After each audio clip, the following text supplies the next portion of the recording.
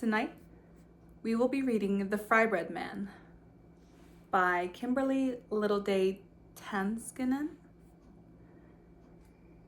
They are a member of the Cherokee, Quapaw, and Seneca Cayuga nations. And we will be reading their story. Our story begins like most Native stories do, told in the oral tradition. You see many things, good and bad, through dreams, so the teller of such things doesn't have to be exact as to the time or place.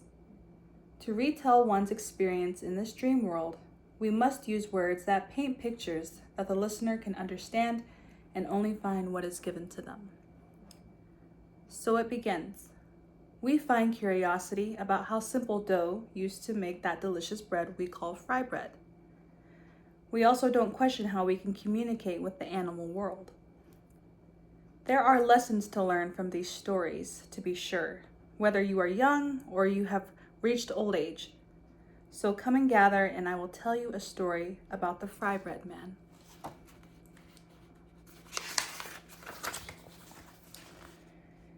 He came to life after being kneaded and patted and rolled by wrinkled hands that belonged to an elder woman who was making her husband some bread for his own corn soup. While she left the fire over to fetch water, someone else who loved fresh fry bread smelled it baking and snuck into her kitchen. Now there is no one who has a keener nose than the old trickster, the coyote. He is always looking for free food since he is always hungry. Coyote doesn't like to share and won't work for his meal. He does, however, have a sharp mind and is cunning when he wants something that might not be his.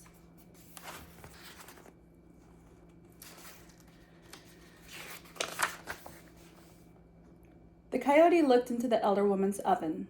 He did not want to wait for the fry bread to be done. He reached into his stolen pouch that once belonged to the creator of life. With his paw, he took out a small amount of powder that looked like salt. He sprinkled it onto the fry bread carefully to not burn his paw. The fry bread moved and it pounced out of the oven.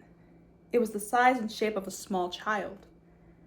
The first thing the fry bread man said was, "I'm hot." Coyote tried to look sympathetic and said, "You must run to get cool."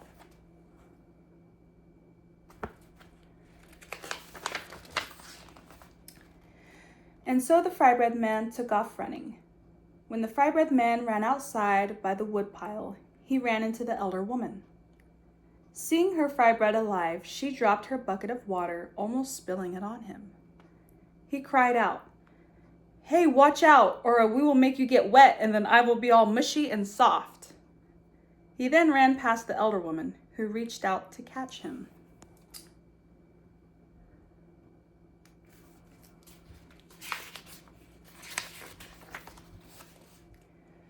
The Frybread man ran by a dog lazing in the sun. Now the dog had never seen such a tasty snack and naturally thought it was time for a meal. The dog asked him, "Where are you going, little bread?" The little Frybread man did not stop because he was afraid of getting caught by the dog. "I am running to get cool and I am too hot to stay and talk," he told the dog as the little Frybread man kept running towards the creek bank. Along the way, coming past the dog, was Coyote. Just beyond him was the little elder woman who had lost her little Frybread man. He ran on down the road heading to the creek bank because Coyote had made him believe that if he got there, he would be safe.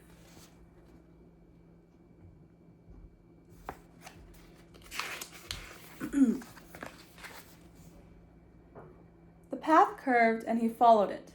Around one bend, he ran into some native men who were taking their daily walk.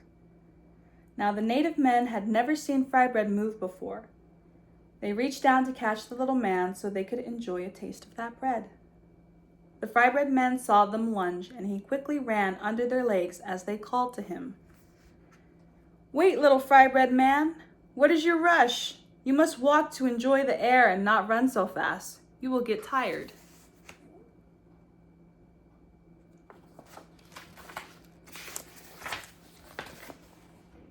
But the Frybread man stopped only long enough to say, "I am too hot for you. I must run as fast as I can to get cool, and I am no fool." And off he ran even faster to get to the creek bank. The native men stopped to rest their legs as they watched that trickster coyote run past after that little bread. And huffing and puffing came the elder woman not too far behind.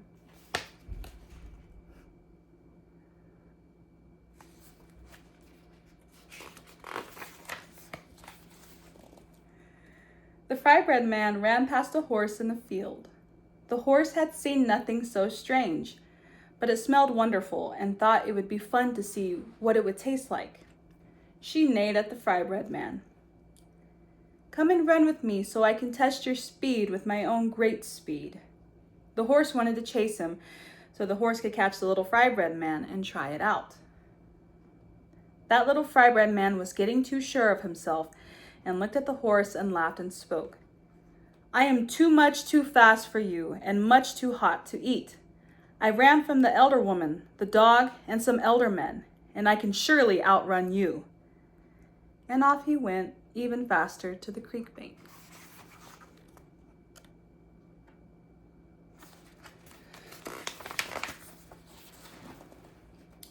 Now there on the creek bank were some otters. Otters, are always making work fun. They love fun and hate the boring chores or work. These otters were supposedly getting fish and crawfish for their family. Instead, they built a slide which curved like the letter S, which went from the top of the creek bank down to the water.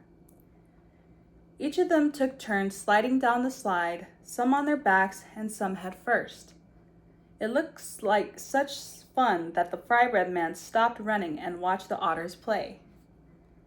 "I would like to try the slide," exclaimed the little Frybread man. The coyote, who finally caught up to the little Frybread man, he said, "You will surely get wet when you get to the bottom." The trickster coyote knew he had a little time, as he could hear the little elder woman getting closer.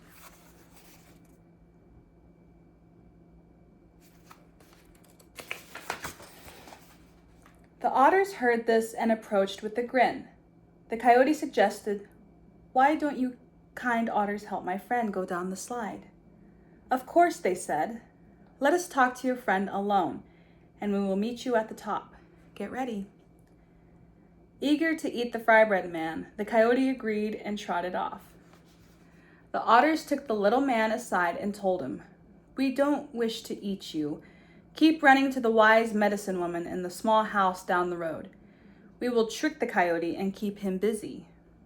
The Frybread man hesitated, but seeing their sincerity, nodded and ran down the road, saying, "I have learned to never trust the coyote."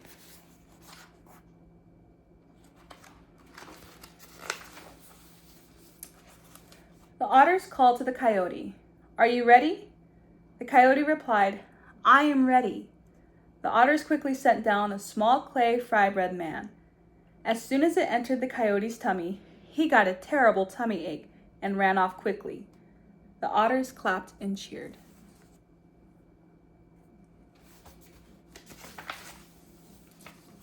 The little Frybread man arrived at the small house where the medicine woman saw him.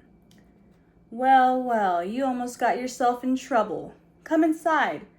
I will make beans and cornbread and teach you how to avoid that crafty trickster."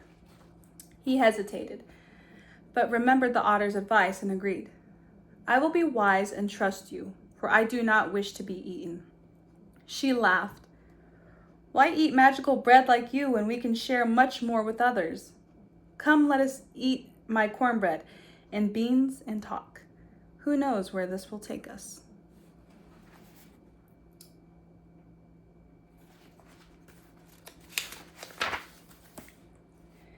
If you visit a small town, you might find a shop with a Frybread man sign and an elder wise medicine woman making foods that are sweet, tasty, salty, and finger-looking good.